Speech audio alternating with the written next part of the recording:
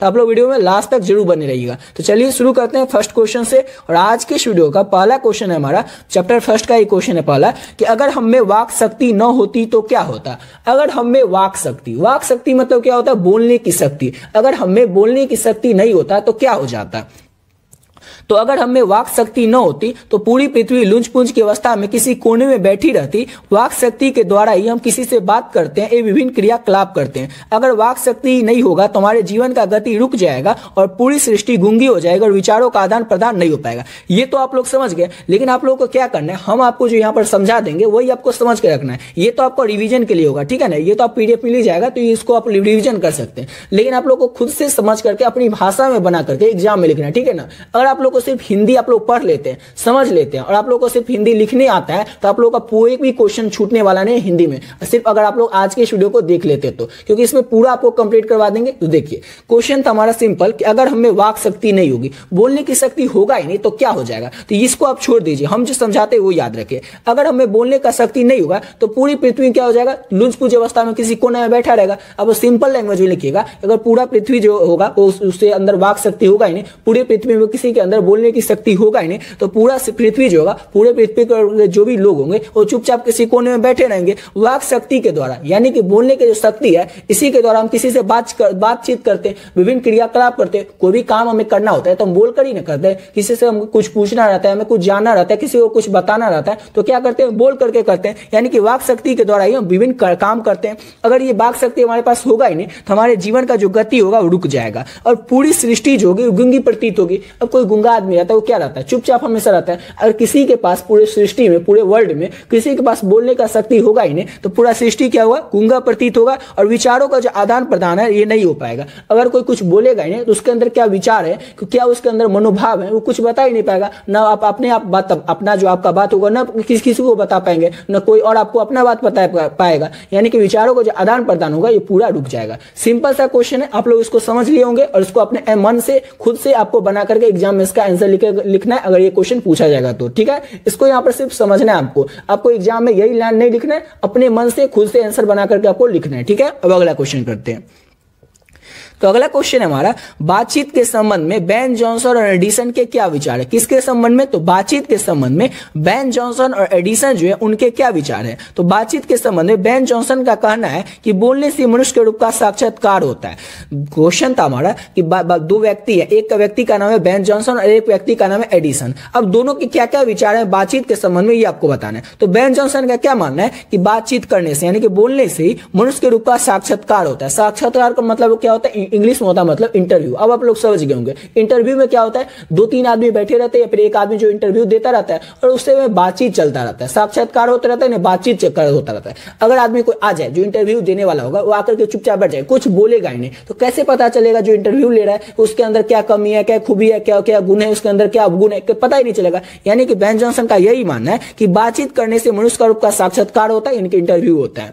जब तक मनुष्य बोलेगा नहीं तब तक उसके अंदर का गुण दोष कुछ पता ही नहीं चलेगा। और एडिसन का मत है, पहले तो ये समझ गए कि जब तक कोई मनुष्य बोलेगा ही नहीं, बेन जॉनसन जो है उनका मानना है कि जब तक कोई मनुष्य कुछ बोलेगा नहीं तो उसके अंदर का क्या कमी है, क्या खूबी है, क्या गुण है, क्या अवगुण है, किसी को कुछ नहीं पता चलेगा। और एडिसन का क्या मानना है तो वो देख लीजिए। बातचीत के संबंध में एडिसन का मानना है कि असल बातचीत केवल दो व्यक्तियों में हो सकती है। इसका तात्पर्य हुआ कि जब दो व्यक्ति होते हैं तब अपना दिल एक दूसरे के सामने खोलते हैं, तीन से अधिक हो जाते हैं तो बातें लंबी हो जाती है। अब ये आप लोग सिंपल सा क्वेश्चन था और सिंपल वे में आप लोगों को अपने मन से बना करके लिखना और याद रखना। देखिए सिंपल सा क्वेश्चन था कि बातचीत के संबंध में बेन जॉनसन और एडिसन के क्या विचार है। तो पहले ही आपको बता दिए थे कि बेन जॉनसन का मानना है कि बोलने से मनुष्य का रूप का साक्षात्कार होता है, यानी कि जब भी कोई व्यक्ति बोलेगा तो उसके अंदर क्या गुण है, अवगुण है, ये सब पता चल जाता है। और बातचीत के संबंध में एडिसन के क्या विचार है। तो बातचीत के संबंध में एडिसन का मानना है कि असल बातचीत जो होता है नहीं केवल दो गो व्यक्ति में ही हो सकता है, तीन गो व्यक्ति में असल बातचीत होता ही नहीं। तीन गो जो बातचीत होता है वो सिर्फ बातें बढ़ती रहती है, कुछ बातचीत खास होता नहीं। लेकिन दो व्यक्ति जब भी बात करते तो अपना दिल खोलकर एक दूसरे के सामने रख देते और अपनी मन की बात करते। आप लोग भी देखे होंगे जब दो दोस्त बात करते हैं तो अपने मन का बात बताते हैं वो भी, और एक दूसरा दोस्त होता है वो भी अपना मन का बात बताता है। लेकिन जैसे तीसरा दोस्त आ जाता है तो तीसरा दोस्त आने के बाद ऐसी कोई बात होती रहता है, यहाँ वहां की बातें होता है, लेकिन जो अपने मन की बात है वो नहीं हो पाता है। इसलिए एडिसन का मानना है कि असल बातचीत जो होती है केवल दो व्यक्तियों में हो सकती है। सिंपल सा क्वेश्चन और सब क्वेश्चन को आप लोगों को अपने मन से अपना खुद से आंसर बना करके एग्जाम में लिखना है। अब अगला क्वेश्चन करते हैं। अगला क्वेश्चन है हमारा कि आर्ट ऑफ कन्वर्सेशन क्या होता है। आर्ट ऑफ कन्वर्सेशन जो होता है वो क्या होता है, तो बोलने की वह कला जो कि सहज हो किंतु सुनने पर कान को सुख मिले, उसे ही आर्ट ऑफ कन्वर्सेशन कहते हैं। अब क्या होता है आर्ट ऑफ कन्वर्सेशन होता क्या है, तो बोलने की एक ऐसी कला जो कि सहज हो, सरल हो, आसानी से बोला जाए, और लेकिन वो अब जो बोला जाएगा उसको सुनने पर कान को एकदम सुख मिलेगा, उसी को क्या कहते हैं, तो आर्ट ऑफ कन्वर्सेशन कहते हैं। और जो आर्ट ऑफ कन्वर्सेशन इनके जो बोलने की कला है ये यूरोप के लोगों में, और उसे क्या कहा जाता है, उसे आर्ट ऑफ कन्वर्सेशन कहा जाता है। यूरोप के लोगों में बातचीत करने का हुनर है और उसे आर्ट ऑफ कन्वर्सेशन कहा जाता है। सिंपल सा क्वेश्चन था कि आर्ट ऑफ कन्वर्सेशन किसे कहा जाता है, तो बोलने की वह कला जो कि सहज हो, जो कि ऐसा कला जो कि बोलने की ऐसी कला जो कि सहज हो, आसानी से बोला जा सके, उसे क्या कहेंगे, तो आर्ट ऑफ कन्वर्सेशन कहेंगे। और यूरोप के लोगों में ना, जो यूरोप के लोग हैं उनमें ये हुनर है, वो लोग आसानी से बातचीत कर लेते हैं, तो उसी को क्या कहा जाता है, तो आर्ट ऑफ कन्वर्सेशन कहा जाता है। समझ गए। अब अगला क्वेश्चन करते हैं। अब अगला क्वेश्चन आ गया 100% व्याख्या वाला क्वेश्चन। ऊपर आप लोगों को बता दिए थे कि 100% व्याख्या वाला 4 क्वेश्चन है, जिसमें से कोई भी 2 क्वेश्चन बनाना रहेगा और ये 8 नंबर का रहेगा। तो ये 100% व्याख्या वाला क्वेश्चन है, चैप्टर फर्स्ट का इंपॉर्टेंट, इसको आप लोग अच्छे से याद कर लीजिएगा। ठीक है, तो ये क्वेश्चन को किस तरह से बनाना है आंसर, वो भी आप लोग को शुरू में बता दे किस तरह से शुरू में लिखना है, तो देख लीजिए। सच है जब तक मनुष्य बोलता नहीं तब तक उसका गुण दोष प्रकट नहीं होता। अगर ये क्वेश्चन 100% व्याख्या में पूछा जाएगा आप लोगों से, तो किस तरह से लिखना है, तो वो देखिए। प्रस्तुत पंक्ति हमारे पाठ्य पुस्तक बालकृष्ण भट्ट के द्वारा रचित बातचीत पाठ से लिया गया। ये तो आपको लिखना ही पड़ेगा। ये जो पंक्ति लिया गया, जो ऊपर आप पंक्ति पढ़े थे, ये प्रस्तुत पंक्ति हमारे पाठ्य पुस्तक बालकृष्ण भट्ट के द्वारा रचित जो बातचीत पाठ है उस पाठ से लिया गया। अब इस पंक्ति के माध्यम से लेखक कहना चाहते हैं क्या, तो सच है जब तक मनुष्य बोलता नहीं तब तक उसका गुण दोष प्रकट नहीं होता। सिंपल सा क्वेश्चन है, सच है जब तक मनुष्य बोलता नहीं। अब कोई मनुष्य बोलेगा नहीं तो उसके अंदर का क्या गुण है, क्या दोष है, इसे प्रकट ही नहीं होगा। जब तक कोई व्यक्ति चुपचाप रहेगा, चुपचाप बैठा रहा, उसके अंदर क्या कमी है, खूबी है, पता ही नहीं चला। लेकिन कोई भी व्यक्ति जैसे ही आपको बोलेगा ना, आपके सामने कुछ भी बोला, 5 मिनट भी बोल देगा ना, तो आपको पता चल जाएगा उसके अंदर क्या गुण है, अवगुण है, कमी खूबी, सब आपको पता चल जाएगा। तो प्रस्तुत पंक्ति के माध्यम से लेखक जो कि बालकृष्ण भट्ट है, वो कहना चाहते हैं कि जब तक मनुष्य चुप रहता है तब तक पता नहीं चलता कि उसका स्वभाव कैसा है, उसकी रुचि कैसी है और उसका दूसरों के साथ व्यवहार कैसा है। लेकिन जब भी वह बोलने लगता है तो उसके रूप का, गुण, व्यक्तित्व का पता चलता है और उसके स्वभाव से हम परिचित हो जाते हैं। अतः इस प्रकार हम कह सकते हैं कि जब तक मनुष्य बोलता नहीं तब तक उसका गुण दोष प्रकट नहीं होता। देखिए यहाँ पर पढ़ लिए ना, लेकिन आपको सिर्फ इतना याद रखने बताते हैं।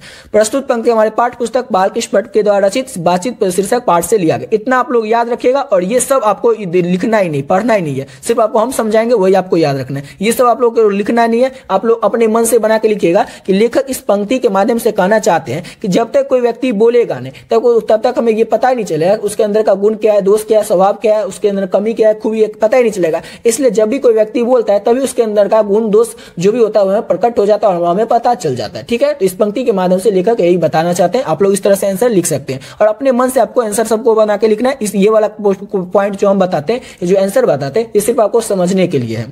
तो अगला क्वेश्चन है हमारा, आज आ गए हम लोग चैप्टर 2 पे। चैप्टर 1 जो है वो पूरा कंप्लीट हो गया। जो भी उसका सब्जेक्टिव था, लघु उत्तरीय प्रश्न था, दीर्घ उत्तरीय था, 100% व्याख्या वाला था, वो सब करवा दिए। ठीक है, अब ये क्वेश्चन है हमारा चैप्टर 2 का पहला क्वेश्चन है कि उसने कहा था कहानी कितने भागों में बटी हुई है। कहानी के कितने भाग में युद्ध का वर्णन किया गया। ये क्वेश्चन आप लोग को ऐसे ही याद हो जाएगा। कैसे याद हो जाएगा तो बताते हैं। आप अपना हाथ निकालिए, हाथ में उंगली कितना है तो 5 उंगली है। ठीक है, तो याद रखिएगा उसने कहा था जो कहानी कितने भागों में बटी है तो 5 भागों में बटी है। याद हो गया, भूलना जो था वो खत्म हो गया, क्योंकि आपको हाथ तो याद रहेगा, हाथ में उंगली कितना वो याद ही रहेगा। तो याद रखिएगा कि जो उसने कहा था कहानी है, जिसे लेखक चंद्र शर्मा गुलेरी है, ये कहानी 5 भागों में बटी हुई है। अब क्वेश्चन है हमारा कि कहानी के कितने भागों में युद्ध का वर्णन किया गया। फिर आपको बता देते, आपके हाथ से ही आपको याद हो जाएगा। हाथ में उंगली कितने हैं तो 5 उंगली है। तो पहला जो उंगली है, अंगूठा जो है उसको बंद कर लीजिए, फिर लास्ट वाला छोटी उंगली उसको बंद कर लीजिए। अब बचा कितना तो दूसरा उंगली, तीसरा उंगली और चौथा उंगली। तो याद रखिएगा कहानी के दूसरा, तीसरा और चौथा भाग में युद्ध का वर्णन किया गया। याद हो गया, किसी को कोई कंफ्यूजन नहीं होगा, क्योंकि आप लोगों को खुद हाथ से याद हो गया हुआ कि उसने कहा था कहानी जो है 5 भागों में बटा हुआ है। आपके उंगली से याद रखना है, 5 उंगली 5 भागों में कहानी बटा हुआ है। और अब पहला जो अंगूठा है उसको बंद कीजिए, लास्ट वाला उंगली को बंद कीजिए, बचा दूसरा, तीसरा और चौथा उंगली, यानी कि कहानी के दूसरे, तीसरे और चौथे भाग में युद्ध का वर्णन किया गया। याद हो गया। अब अगला क्वेश्चन की ओर बढ़ लेते हैं। तो अगला क्वेश्चन है हमारा कि कहानी की पात्रों की एक सूची तैयार करें। अगर इतना आप लोग याद कर लेते हैं ना तो आपका 3 से 4 नंबर फिक्स हो जाएगा। वैसे तो 6-7 नंबर भी फिक्स हो जाता है, लेकिन 3-4 नंबर तो फिक्स हो जाएगा, कहीं जाने वाला नहीं। 3-4 नंबर आप लोग का क्यों आप लोग पूछिएगा। तो ये क्वेश्चन अगर आप लोग से 5 नंबर पूछा जाएगा तो आपके 5 नंबर पर आ जाएंगे, 2 नंबर पूछा जाएगा तो 2 नंबर आ जाएंगे, ठीक है। लेकिन आप कहिएगा कि ना 5 नंबर पूछा जाएगा ना 2 नंबर पूछा जाएगा, तब हमारे कैसे 3 नंबर फिक्स हो जाएंगे। तो ये आप ऑब्जेक्टिव क्वेश्चन से फिक्स हो जाएंगे, क्योंकि ऑब्जेक्टिव क्वेश्चन पूछा जाता है कि वजीरा सिंह जो था वो क्या था, तो विदूषक था या क्या था, जवान था, ये सब पूछा जाता है। बोधा सिंह कौन था, किसका बेटा था, इस तरह से क्वेश्चन पूछा जाता है। इसलिए आप लोग सबको अच्छे से याद रखिएगा। तो कहानी जो उसने कहा था कहानी है, उसके पात्रों की एक सूची तैयार करना है। तो लहना सिंह कौन था, तो लहना सिंह रेजिमेंट का जवान था। वजीरा सिंह जो था रेजिमेंट का जवान, वो विदूषक भी था, याद रखिएगा। पलटन का विदूषक कौन था, तो वजीरा सिंह था। हजारा सिंह कौन था, तो रेजिमेंट का सूबेदार था। सूबेदारनी कौन थी, तो सूबेदार हजारा सिंह की पत्नी थी, और बचपन में जो लहना सिंह को सिख लड़की मिला था वही सिख लड़की थी। बोधा सिंह कौन था, तो बोधा सिंह जो था ये सूबेदार हजारा सिंह का बेटा था। लेफ्टिनेंट साहब जो थे रेजिमेंट के ऑफिसर के वेश में थे। और कीरत सिंह कौन था, तो लहना सिंह का भतीजा था। अंतर सिंह जो था वो सिख लड़की का मामा था। इतना आप लोग अगर याद रखते हैं तो आपके जो है 3 से 4 नंबर फिक्स हो जाएंगे। वैसे तो ज्यादा भी आ सकते हैं, लेकिन 3-4 नंबर तो पक्के हो जाएंगे। बस आप लोग इतना याद कर लीजिए, समझ गए ना कि ये सब जो है कहानी उसने कहा था कहानी के पात्र है, कहानी के पात्र में किसका क्या किरदार है वो भी आपको बता दिया। आप लोग अच्छे तरीके से समझ गए होंगे। इसका स्क्रीनशॉट ले करके याद कर सकते हैं, लेकिन स्क्रीनशॉट क्यों लीजिएगा, इसका पीडीएफ आपको मिल जाएगा, उससे ही आप लोग याद कर लीजिएगा, ठीक है। बता दें कि अभी तक आप लोग इस नोट्स को नहीं लिए जिसमें कि आपको हिंदी और इंग्लिश का गेस्ट क्वेश्चन का नोट्स मिल रहा है, तो आप लोग भी ले सकते हैं। ऑलरेडी बहुत सारे बच्चे इस पीडीएफ को ले चुके हैं, गेस्ट क्वेश्चन के पीडीएफ को। जो भी बच्चे ले लिए वीडियो को थोड़ा स्किप करके थोड़ा आगे से देख लीजिएगा।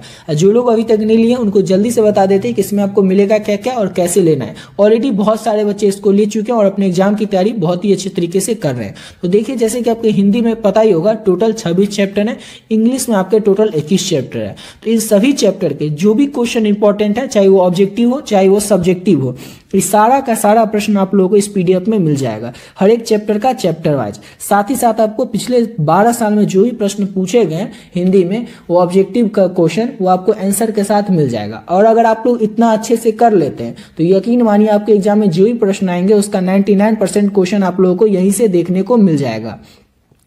और इसको लेना कैसे है, तो इसके लिए आपको केवल और केवल 30 रुपए ही पे करना होगा। मतलब 30 रुपए में आपको दोनों सब्जेक्ट का पीडीएफ दे रहे हैं। इतना कम इसलिए रखें ताकि हर एक स्टूडेंट इसको अफोर्ड कर सकेगा, ले सकेगा। इसके लिए आपको करना बस इतना सा है कि ये नंबर है, इस नंबर पे आपको 30 रुपए पे कर देना है। 7903820891 इस नंबर पे नाम जैसे ही डालेगा, फोन पे, गूगल पे, पेटीएम में, तो नाम आ जाएगा गौतम कुमार। उसमें आपको 30 रुपए पे कर देना है और इसका स्क्रीनशॉट ले लेना है। जैसे आप पे कीजिएगा इसका स्क्रीनशॉट ले लीजिएगा और इसी नंबर से जो व्हाट्सएप है, इस व्हाट्सएप पे आपको क्या करना है, स्क्रीनशॉट भेज देना है और बस एक छोटा सा मैसेज कर देना है हिंदी और इंग्लिश। आपको जो पीडीएफ है वो तुरंत मिल जाएगा और इस पीडीएफ को लेकर के आप लोग अच्छे तरीके से अपने एग्जाम की तैयारी कर सकते हैं। जिनको भी लगता है उनका अच्छे से अपने एग्जाम की तैयारी अभी तक नहीं हो पाए, वो जरूर इस पीडीएफ को ले और एक बार जरूर से अच्छे से इसको पढ़ करके देख सकते हैं, जिससे कि क्या होगा, उनका एग्जाम का जो तैयारी है बहुत ही बढ़िया तरीके से हो जाएगा। क्योंकि इसमें जो भी क्वेश्चन अगर उतना अच्छे से कर लिए ना, तो आपके से एग्जाम में एक भी प्रश्न नहीं छूटने वाला है। आपके एग्जाम में जितने प्रश्न आएंगे उसका 99% प्रश्न, 100% भी आप कह सकते हैं, लेकिन 99% प्रश्न जो होगा, एक आध दो प्रश्न ऐसा कोई हो जाए तो हो जाए, नहीं तो 100% प्रश्न जो होगा वो इसी में से आपको देखने को मिल जाएगा। चलिए अब आते हैं अपने अगले क्वेश्चन पे। ये क्वेश्चन आप लोगों से 5 नंबर में पूछा जाएगा और 2 तरीके से पूछा जा सकता है। किस तरीके से, तो एक तरीका तो ये होगा कि लहना सिंह का परिचय अपने शब्दों में दे, या फिर पूछा जाएगा उसने कहा था कहानी का जो नायक है लहना सिंह, उसका परिचय दे, संक्षिप्त में परिचय दे। या फिर पूछा जा सकता है उसने कहा था कहानी का संक्षिप्त में लिखे। इस तरह से 3 तरीका से ये क्वेश्चन पूछा जाएगा। लेकिन तीनों तरीका से पूछा जाएगा ना, तो इसका आंसर आपको सेम ही लिखना है। सेम कैसे लिखना है वो भी आपको बता देते हैं। अब ये लहना सिंह कौन था, इसके बारे में ही पूरा कहानी में, ठीक है ना। तो पूरा कहानी लहना सिंह के बारे में, तो लहना सिंह के कहानी बारे में आप जान लेंगे तो पूरा कहानी आपको समझ में आ जाएगा और पूरा कहानी आप लोग संक्षिप्त में लिख दीजिएगा। समझ गए, तो आप लोग को अभी याद करवा देते हैं। और अगर आप लोग बस 5 मिनट देख लेते इसको और, तो आपका पूरा कहानी याद हो जाएगा और इसका एक भी क्वेश्चन आपसे छूटने वाला नहीं है। आप लोग वीडियो में ना लास्ट तक बने रहिएगा। जो भी क्वेश्चन होगा अगर आप लोग सभी को कर लेते हैं तो आपका पूरा गदखंड जो होगा वो कंप्लीट हो जाएगा। तो लहना सिंह था कौन, लहना सिंह का परिचय देना है। तो लहना सिंह जो था उसने कहा था कहानी का नायक है। ये हम पहले पढ़ चुके हैं, पहले आप लोग जानते होंगे। उसने कहा था कहानी का नायक जो है, मेन पात्र जो है कौन है, तो लहना लहना सिंह है। वह अंग्रेजों के द्वारा शासित भारतीय सेना में जमादार के पोस्ट पर था। 12 वर्ष की उम्र में वो अपने मामा के घर आया था। उसकी मुलाकात एक सिख लड़की से हो जाती है जो बाद में सूबेदार की पत्नी बनती है। लहना सिंह प्रथम विश्व युद्ध में अंग्रेजों के लिए भारत की ओर से जर्मन के खिलाफ युद्ध में लड़ाई करते हैं। सूबेदारनी ने उसे पति और हजारा सिंह बेटा बोधा सिंह की हिफाजत करने के लिए कहा था और लहना से अपनी वादा को जान दिवाकर भी निभाता है। इतना तो पढ़ लिया, लेकिन आप लोगों को कुछ समझ में आएगा, कुछ समझ में नहीं आया होगा, लेकिन अभी आप लोगों को याद पूरा करवा दे, पूरा याद हो जाएगा। ठीक है, सिंपल वे में आप लोगों को कहानी बताते, आप लोग सिर्फ कहानी को समझ लीजिए और अपने मन से बना करके आप लोग एग्जाम में लिख दीजिएगा। ठीक है, तो देखिए जब लहना सिंह जो है वो 12 वर्ष का रहता है, ठीक है, लहना सिंह 12 वर्ष का रहता है तो अपने मामा के यहाँ जाता है। कहाँ पर जाता है? तो मामा के यहाँ जाता है और मामा का घर रहता है अमृतसर में। वहीं पर जो मामा के यहाँ जाता है तो मामा के यहाँ जो जैसे आप लोग भी जाते होंगे तो मामा के यहाँ तो भर दिन बैठे नहीं रहते हो, दुकान के लिए कभी चल जाते, कभी घूमने फिरने के लिए चल जाते हैं। तो वैसे लहना सिंह कभी दुकान पर जाता है, एक दुकान पर जाता है, जैसे अपने मामा के अमृतसर जाता है तो वहाँ अमृतसर में जाकर के एक दिन दुकान पर जाता है। दुकान पर एक लड़की उसको मिलती है, वो लड़की रहती है सिख लड़की, कहानी में उसका नाम नहीं बताया गया। लड़की जो रहती है वो 8 वर्ष की रहती है, याद रखिएगा। उस समय लहना सिंह 12 वर्ष थी जिसमें वो मामा के घर गया था, और लड़की जो मिलती है तो लड़की की उम्र 8 वर्ष थी। अब जो लड़की से मिलता है तो लहना सिंह उसको छेड़खानी में पूछ देता है कि तेरी कुर्माई हो गई, तेरी कुर्माई हो गई, बार बार उससे पूछ देता था लहना से लड़की से कि तेरी कुर्माई होगी, और लड़की जो थी वो धत कहकर चली जाती। याद रखिएगा, ये पूछा जाता ऑब्जेक्टिव में कि लहना सिंह लड़की को क्या कहकर छेड़ा करता था, तेरी कुर्माई होकर पूछा करता था और छेड़ा करता था, और लड़की क्या जवाब देती थी? धत कहकर चली जाती थी। यही सिलसिला चलते रहा, कभी लहना सिंह दुकान जाता तो कभी रास्ते में मुलाकात हो जाता तो बार बार लहना सिंह एक ही सवाल पूछता, तेरी कुर्माई होगी, लड़की धत कहकर चली जाती। ऐसे ही सिलसिला कुछ दिन तक चलते रहा। अब एक दिन क्या होता है, लहना सिंह जैसे ही पूछता है लड़की से कि तेरी कुर्माई होगी तो लड़की क्या कहती, देखते नहीं मेरा ये सालू, मतलब वो कहना चाहती है उस जो सालू था, यानी कि सालू मतलब साल दिखाकर वो इंडिकेट करना चाहती थी कि हाँ देखते नहीं मेरा सालू, हाँ मेरा सगाई हो गया। अब लहना सिंह क्या हो जाता है, उससे कुछ नहीं बोलता है। लहना सिंह को बहुत ज्यादा गुस्सा आ जाता है। रास्ते में जब लहना सिंह अपने घर पे जाता रहता है, मामा के घर जाते रहता है तो बहुत ज्यादा इधर उधर किसी को मार देता है, कभी कुत्ते को एक लात मार देता है, नाली में किसी को गिरा देता है, ठेला पे लात मार देता है, मतलब बहुत सारा काम करते हुए चला जाता है। गुस्सा में रहता है लहना सिंह।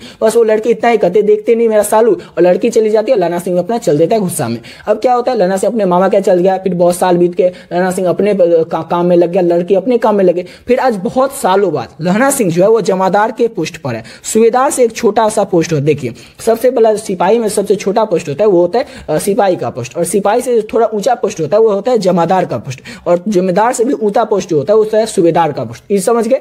अब मुझे बहुत दिन बीत जाता है तो लहना सिंह जो है वो क्या करता है, जमादार के पोस्ट पर आता है। लड़की अपना कहाँ चली गई तो लहना सिंह को कुछ नहीं पता है। अब क्या होता है, लहना सिंह जमादार के पोस्ट पर है तो एक दिन उसको सूबेदार अपने घर पे बुलाते हैं। जो जमादार लहना सिंह रहता है उसको उससे जो ऊपर जो पोस्ट पर उनके ऑफिसर रहते हैं सूबेदार, वो लहना सिंह को अपने घर पे बुलाता है। आओ लहना सिंह, कोई काम रहा होगा, बुला लिए होंगे। इसके लिए जब लहना सिंह उसके घर पे जाता है तो क्या देखता है कि जो सूबेदार नहीं थी, यानी कि जो बच्चा था लहना सिंह और मामा के यहाँ गया था, उस समय जो लड़की मिली थी, जो सिख लड़की थी, वही लड़की आज सूबेदार की पत्नी के रूप में उसके सामने, यानी कि वो जो सूबेदार बुलाता है लहना सिंह को अपने घर पे, उस सूबेदार की पत्नी कौन है, तो वही लड़की जो लहना सिंह को बचपन में मिली थी वही लड़की। अब क्या होता है, लहना सिंह तो भचक्का रह जाता है, चौंक जाता है। फिर ऐसे ही बातचीत होता है और थोड़ी देर बाद क्या होता है, सूबेदार वहां से किसी काम के लिए उठकर चला जाता है। तो लहना सिंह उससे थोड़ा मोटा बातचीत होता है सूबेदारनी का, और जो सूबेदारनी रहती है जैसे ही लहना सिंह जाने लगता है तो लहना सिंह से एक वचन मांगती है। कहती क्या है कि तुम मेरे पति और मेरे बेटे की रक्षा करना। वो जो सूबेदारनी और सूबेदार रहता है उसका एक बेटा भी रहता है, बेटा का नाम रहता है बोधा सिंह। याद रखिएगा कि सूबेदार और सूबेदारनी के बेटे का नाम क्या रहता है, तो बोधा सिंह रहता है। तो सूबेदारनी क्या कहती है कि तुम ना मेरे पर जब भी युद्ध हो, यानी कि जब युद्ध पर आता है लहना सिंह जमादार का पोस्ट पर आता है तो युद्ध तो होगा ही नहीं, जब लड़ाई कराता है। देख सकते हैं यहाँ पर जर्मन के खिलाफ युद्ध कराता है प्रथम विश्व युद्ध में। प्रथम विश्व युद्ध जो कि 1914 से 1918 में चला था, उसमें लहना सिंह जो है जर्मन के खिलाफ से युद्ध कर रहा था। तो जो सूबेदारनी रहती है वो कहती है लहना सिंह से कि जब भी युद्ध होना तो तुम मेरे पति और मेरे बेटे की रक्षा करना, ऐसा वचन मांगती है। और लहना सिंह क्या करता है, चुपचाप कह देता है ठीक है, मतलब वो करके ठीक चल देता है। अब जब भी युद्ध होता है ना, जब जो युद्ध होता है तो लहना सिंह क्या करता है, अपनी जान देकर बोधा सिंह यानी कि उसके बेटे के और उसके पति हजारा सिंह दोनों की रक्षा करता है। याद रखिएगा जो सूबेदारनी थी उसने कहा था कि जब भी युद्ध हो तो तुम मेरे पति और मेरे बेटे की रक्षा करना। उसके बाद लहना सिंह जो चले आता है तो उसका बोधा सिंह जो है वो भी क्या है, तो सिपाही के पोस्ट पर है, तो वो भी जमादार के पोस्ट पर, सिपाही के पोस्ट पर है और सेना में। और वो भी तो बोधा सिंह को क्या करता है, लहना सिंह कभी ठंड लगने लगती है उसके बेटे को यानी सूबेदारनी के बेटे को तो उसको अपना कंबल देता है, ऐसे ही बहुत काम करता है। लेकिन जब युद्ध होता है तो अपनी जान देकर लहना सिंह सिंह जो है वो सूबेदार हजारा सिंह और सूबेदार और बोधा सिंह की रक्षा करता है अपनी जान देकर लहना सिंह। तो इसीलिए कहानी का नाम है उसने जो कहा था। उसके बाद क्या हो जाता है, लहना सिंह जैसे ही अपना मृत्यु के थोड़ा करीब ही रहता है, मतलब मरने वाला ही रहता है, तो उसका जो गोद रहता है, उसका सर रहता है वो किसकी गोद में रहता है, तो वजीरा सिंह की गोद में रहता है। और सूबेदार जो रहता है और बोधा सिंह जो रहता है वो घर जाने वाला रहता है और लहना सिंह की मृत्यु के पास ही रहता है। लहना सिंह को सब कुछ धीरे धीरे याद आते रहता है, कैसे कैसे वो बचपन में मिला था लड़की से, सब कुछ याद आते रहता है। तो लहना सिंह एक ही वर्ड कहता है सिर्फ सूबेदार हजारा सिंह से कि तुम जब भी घर जाओ ना तो सूबेदारनी से कह देना उसने जो मुझसे कहा था वो मैंने कर दिया। एक ही वर्ड बोलता है कि तुम कह देना सूबेदारनी से कि सूबेदारनी ने मुझसे कहा था वो उसने कर दिया, यानी कि सूबेदारनी ने जो लहना सिंह से कहा था उसने कर दिया। वो सूबेदार से कुछ नहीं कहता है कि क्या सूबेदारनी ने उसे करने के लिए कहा था और क्या उसने कर दिया, ऐसा कुछ नहीं बताता। सिर्फ इतना ही कहता है कि तुम बोल देना सूबेदारनी से कि उसने जो मुझसे कहा था वो मैंने कर दिया। इसीलिए इस चैप्टर का जो नाम है वो उसने कहा था कहानी। समझ गए आप लोग, उसने कहा था कहानी क्या है, लहना सिंह का परिचय किस तरह से देना, सब कुछ आप लोग समझ गए होंगे। अब आप लोग खुद से बना करके अपने आंसर को अपनी भाषा में बना करके लिखिएगा, ठीक है। अब अगला क्वेश्चन की ओर बढ़ते हैं। तो चलिए अगला क्वेश्चन है हमारा कि लहना सिंह के गांव में आया तुर्की मौलवी क्या कहता था। लहना सिंह के गांव में आया जो तुर्की मौलवी था वो सबसे क्या कहता था, तो लहना सिंह के गांव में आया तुर्की मौलवी कहता था कि जर्मनी वाले पंडित बन गए हैं, वेद पढ़ कर विमान चलाने की विद्या जान गए, मंडी में बनियों को बहकाता था। ये जो तुर्की मौलवी था ये मंडी में बनियों को बहकाता था, कहता था कि डाक खाने से रुपये निकाल लो, सरकार का राज जाने वाला है। सिंपल सा क्वेश्चन है कि जो लहना सिंह के गाँव में आया एक तुर्की मौलवी था, ठीक है ना, लहना सिंह का जो गाँव में एक तुर्की मौलवी आया था, मौलवी सबसे क्या कहता था, तो सभी लोगों को बहकाता था, कहता था कि जर्मनी वाले जो है ना वेद पढ़ करके बड़े पंडित बन गए हैं और विमान चलाने की विद्या जान गए जर्मनी वाले। मंडी में बनियों को बहकाता था। ये जो तुर्की मौलवी था जो लहना सिंह के गांव में आया था ये मंडी में बनियों को बहकाता था, कहता क्या था कि डाक खाने से रुपया निकाल लो क्योंकि सरकार का राज जाने वाला। ठीक है, अब अगला क्वेश्चन करते हैं। अगला क्वेश्चन है हमारा कि मृत्यु से कुछ समय पहले स्मृति साफ हो जाती है, जन भर की घटनाएं एक एक करके सामने आती है, सारे दृश्य के रंग साफ हो जाते हैं, समय की धुन तो बिल्कुल उन पर से हट जाती है। ये जो क्वेश्चन है ये 100% व्याख्या वाला क्वेश्चन है, याद रखिएगा। ये आएगा 4 नंबर में होता है वो उसमें आएगा, ठीक है ना। इसको किस तरह से लिखना है तो वो देखिए। इतना तो आप लोग को यहाँ पर बता देते हैं लेकिन इसमें आपको और भी लिखना पड़ेगा। यहाँ पर ऐड उसीलिए नहीं किया, हम आपको बताएंगे। यहाँ पर प्रस्तुत पंक्ति हमारे पाठ्य पुस्तक चंद्रशेखर गुलेरी के द्वारा रचित शीर्षक उसने कहा था पाठ से लिया गया। ये तो आपको हर एक क्वेश्चन में लिखना है, जो कि 100% वाला क्वेश्चन होगा उसमें इस तरह से लिखना ही है। इस पंक्ति का आशय बड़ा ही भावुक है। जब लड़ाई खत्म हो जाती है तो लहना सिंह को 12 वर्ष की अवस्था याद आने लगती है। यहाँ पर इतना लिखती है। अब इसके आगे आपको क्या लिखना है, ये तो इतना लिख दिए। अब इसके आगे सेम वही क्वेश्चन लिख देना आप जो उसमें दिखाए थे लहना सिंह का परिचय वाला। ये देखिए ये वाला जो क्वेश्चन है सेम यही क्वेश्चन का आंसर सब जो है आपको इसमें घुसा देना। समझ गए क्या क्या लिखना है कि लहना सिंह जैसे बचपन में लड़की से मिलता है, फिर उसको तुम्हारी कुर्बानी होगी ये पूछता है, लड़की धक्का कर चली जाती है, फिर लहना सिंह जमादार के पोस्ट पर आ जाता है, फिर उसके यहाँ घर पे जाता है सूबेदार हजारा सिंह के, फिर वो सूबेदार नहीं कहते तो मेरे पति और पुत्र की रक्षा करना, और लहना सिंह अपनी जान देकर दोनों की रक्षा करता है, सूबेदार हजारा सिंह और बोधा सिंह की। यानी कि लहना सिंह के जो आपको बताया थोड़ी देर पहले, लहना सिंह का जो सिर था वो वजीरा सिंह की गोद में था और लहना सिंह मृत्यु के बहुत ही करीब था, तो उसको ये सब बात याद आने लगता है। ये देखिए क्वेश्चन देखिए कि जन भर की घटनाएं घटनाएं एक एक करके सामने आती है। तो लहना सिंह को एक जन भर की जो भी घटनाएं थी, बचपन में कैसे लड़की से मिला था, क्या बोला था, फिर वो क्या उसके घर पे बोला था, सब उसको एक एक करके घटना जो थी वो सब आने लगती है। सारे दृश्यों के रंग साफ हो जाते हैं, समय की धुन बिल्कुल उन पर से हट जाते हैं। ये समय की अभी क्या समय है कुछ भी है उनको कुछ नहीं याद है लहना सिंह को, बस यही याद है कि बचपन में कैसे मिला था, क्या बोला था, यही सब उसको याद आने लगता है। तो आप लोग इतना देखिए, ऊपर में जो इतना बता दें इतना लिख दीजिएगा। इसके बाद आप लोग वही लिखना चालू कर दीजिएगा कि लहना सिंह 12 वर्ष की अवस्था में अपने मामा के यहाँ गया था, तो वहां पर मिला था सिख लड़की से, उसे धक्का कर वो लड़की चली जाती थी, वो लहना सिंह पूछता था तेरी कुर्बानी होगी। ये सब आप लोग लिख दीजिएगा। समझ गए आप लोग। अब आगे बढ़ते हैं क्वेश्चन को। अगर सब फिर से वही बताने लगते हैं तो वीडियो लंबा हो जाता है, वैसे वीडियो बहुत ज्यादा लंबा हो जाएगा मुझे पता है, इसलिए आप लोगों को शॉर्ट में बताते हुए चल रहे और आप लोग समझ गए होंगे। ठीक है, अब अगला क्वेश्चन करते हैं। तो अगला क्वेश्चन है हमारा, जयप्रकाश नारायण कम्युनिस्ट पार्टी में क्यों शामिल नहीं हुए थे। तो अपना दूसरा चैप्टर जो था वहां तक कंप्लीट हुआ। अब तीसरा चैप्टर का क्वेश्चन है, जो तीसरा चैप्टर है संपूर्ण क्रांति, जिसके लेखक कौन है तो जयप्रकाश नारायण है। याद रखिएगा जयप्रकाश नारायण ने संपूर्ण क्रांति वाला जो ऐतिहासिक भाषण है वो 5 जून 1974 को पटना के गांधी मैदान में दिया था। ठीक है, जयप्रकाश नारायण जो थे इन्होंने कम्युनिस्ट पार्टी में शामिल क्यों नहीं हुए थे, क्यों नहीं जयप्रकाश नारायण कम्युनिस्ट पार्टी में शामिल होते तो आपको बताते हैं। तो ये बात सत्य है, यानी कि ये बात सच है कि जयप्रकाश नारायण जी जब अमेरिका में थे तो वो घोर कम्युनिस्ट अर्थात वे मार्क्सवादी थे। जब वे भारत लौटे तो घोर मार्क्सवादी थे, किंतु वे कांग्रेस में दाखिल नहीं हुए। वे कम्युनिस्ट पार्टी में इसलिए शामिल नहीं हुए क्योंकि लेनिन के द्वारा कही गई बात उन्हें अच्छी तरह से याद थी। लेनिन ने यह बताया था कि जो देश गुलाम है वहां के कम्युनिस्ट हरगिज वहां की आजादी की लड़ाई के लिए अलग नहीं, अपने आप को अलग नहीं रखना चाहिए। लड़ाई का नेतृत्व भले ही पूंजीपतियों के हाथ में हो, फिर भी कम्युनिस्ट को अलग नहीं रहना चाहिए, इसलिए वे कम्युनिस्ट पार्टी में शामिल नहीं होते। देखिए क्वेश्चन था हमारा कि जयप्रकाश नारायण कम्युनिस्ट पार्टी में क्यों शामिल नहीं होते। तो ये बात तो सच है कि जयप्रकाश नारायण जो थे जब अमेरिका में थे ना तो घोर कम्युनिस्टवादी थे, यानी कि बहुत ही ज्यादा कम्युनिस्टवादी थे जब अमेरिका में जयप्रकाश नारायण थे। तो लेकिन जब भी वो भारत में आए तो कम्युनिस्ट पार्टी में इसलिए नहीं शामिल हो कि उनको लेनिन की एक बात याद आ गई थी। लेनिन की कौन सी बात याद आ गई थी तो वो देख लीजिए। लेनिन ने जयप्रकाश नारायण को बताया था कि जो देश गुलाम होता है ना, जैसे जयप्रकाश नारायण जिस समय थे उस समय तो देश गुलाम ही था, तो लेनिन की जो बात थी कि वो याद आ गया था जयप्रकाश नारायण को कि जो भी देश गुलाम होता है ना वहां कम्युनिस्ट जो होते हैं वो हरगिज वहां की आजादी की लड़ाई को अपने से अलग नहीं रखना चाहिए। लड़ाई का नेतृत्व जो होता है वो भले ही पूंजीपतियों का यानी कि अमीर लोग जो होते हैं उनके हाथों में रहता है, फिर भी कम्युनिस्ट को उनसे अलग नहीं रहना चाहिए। इसलिए जयप्रकाश नारायण जो थे वो कम्युनिस्ट पार्टी में शामिल नहीं हुए थे। अगला क्वेश्चन है कि दिनकर जी का निधन कब और किन परिस्थितियों में हुआ था। दिनकर जी जो थे रामधारी सिंह दिनकर, उनका निधन, उनकी मृत्यु जो थी वो कब हुई थी और किन परिस्थितियों में हुआ था। तो एक दिन जयप्रकाश, एक दिन यहाँ पर जयप्रकाश नहीं होगा, एक दिन दिनकर जी, यहाँ पर जयप्रकाश नहीं होगा, एक दिन दिनकर जी मद्रास में अपने मित्र ईश्वर अय्यर के यहाँ रुके थे। याद रखिएगा, एक दिन दिनकर जी जो थे ना वो कहाँ पर रुके थे तो मद्रास में अपने मित्र मतलब अपने दोस्त एक ईश्वर अय्यर के यहाँ रुके थे। वहां दिनकर जी से गंगा बाबू मिलने आए थे। एक दिन क्या हुआ था, दिनकर जी अपने मद्रास में गए थे, मद्रास में उनके एक दोस्त थे दिनकर जी के ईश्वर अय्यर, अब वहां पर रुक गए थे और वहीं पर उनसे गंगा बाबू भी मिलने आ गए थे। वहां पर क्या हुआ, वहां पर वो दिनकर जी वहां पर उस दिन बहुत प्रसन्न दिख रहे थे। अब गंगा बाबू मिलने आए थे, अपने दोस्त के यहाँ रुके थे, इस वजह से दिनकर जी जो थे बहुत ज्यादा प्रसन्न दिख रहे थे। अब वहां पर क्या हुआ, खाना पीना हुआ, सब लोग खाना पीना खा के आराम से बैठे हुए थे। तो एक दिन अचानक उनको क्या हुआ, दिल का दौरा पड़ा। दिनकर जी को रात में दिल का दौरा पड़ा। अब जैसे ही दिनकर जी को दिल का दौरा पड़ा 3 मिनट के अंदर उनको बिल्डिंग के नर्सिंग होम अस्पताल में पहुंचाया गया। दिनकर जी का निधन कब और किन परिस्थितियों में हुआ था वही क्वेश्चन था।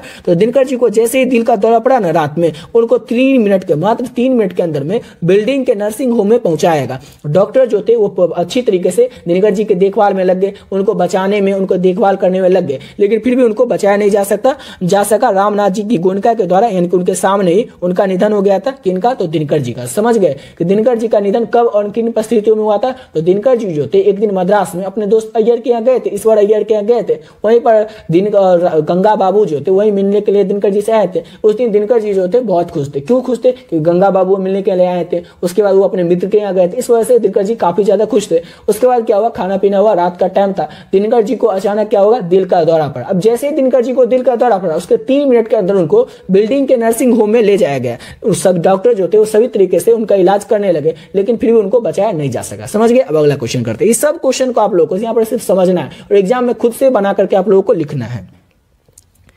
अगला क्वेश्चन है हमारा कि बुद्ध ने आनंद से क्या कहा था। बुद्ध जो थे उन्होंने आनंद से क्या कहा था। तो बुद्ध ने आनंद से कहा था कि आनंद, मैंने जो धर्म चलाया था वो 500 सहस्त्र वर्ष तक चलने वाला था, किंतु अब केवल 500 वर्ष ही चलेगा। क्यों चलेगा, क्योंकि मैंने नारियों को भिक्षुणी बनने का अधिकार दे दिया है। क्वेश्चन था हमारा कि बुद्ध जो थे ना उन्होंने आनंद से क्या कहा था। तो बुद्ध ने आनंद से कहा था कि आनंद, मैंने जो धर्म चलाया था ना वो 500 सहस्त्र वर्ष तक चलने वाला था, किंतु अब केवल 500 वर्ष ही चलेगा। जो धर्म बुद्ध ने कहा था आनंद से कि आनंद, मैंने जो धर्म चलाया था वो धर्म पहले 500 सहस्त्र वर्ष तक चलने वाला था, किंतु अब केवल 500 वर्ष ही चलेगा। क्यों चलेगा, क्योंकि मैंने नारियों को भिक्षुणी बनने का अधिकार दे दिया है। और यही कहा था बुद्ध ने आनंद से। समझ गए। अब अगला क्वेश्चन करते हैं।